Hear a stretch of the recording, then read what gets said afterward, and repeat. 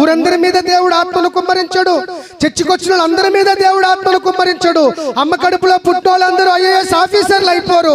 ఎవడవుతాడంటే నిర్ణయాల్లో నుంచి పుట్టినోడు IAS officer అవుతాడు. దేవునికి స్తోత్రం కలుగును గాక.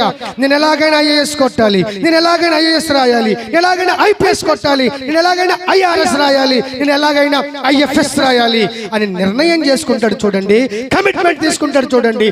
Then he will become an IAS officer, an IPS officer. దేవునికి స్తోత్రం కలుగును గాక. అమ్మ కడుపులో పుడితే చాలదయ్యా, నేను పుట్టానంటే ఎందుకు పుట్టావు? ఆ తల్లిదండ్రులకు భారం అవడానికి, 4 తప్పులు చేసి 4 దోషాలు చేసి తల్లికి కిరీటముగా ఉండకుండా, తండ్రికి మకుటముగా ఉండకుండా వారి కడుపు చెడగొట్టడానికి పుట్టావు.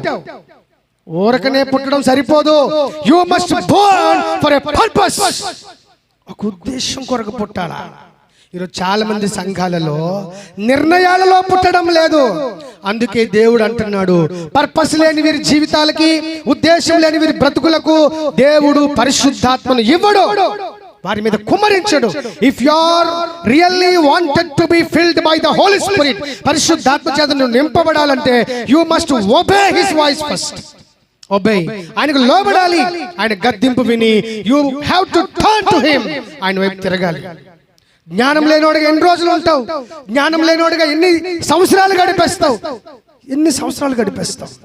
దప్పికొనిన వారి మీద నీళ్లు కుమ్మరించాలా. దప్పికొన్న వారి మీదకి నీళ్లు చల్లండి అన్నాడు, నీళ్లు పోయండి అన్నాడు.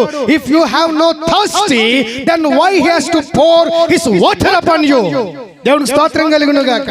నీకు దాహం లేకపోతే, నీకు తాపం లేకపోతే, నీకు ఆశ లేకపోతే, నీకు తీవ్రత లేకపోతే, నీకు తృష్ణ లేకపోతే, నన్ను నింపుతండి అంటే వై?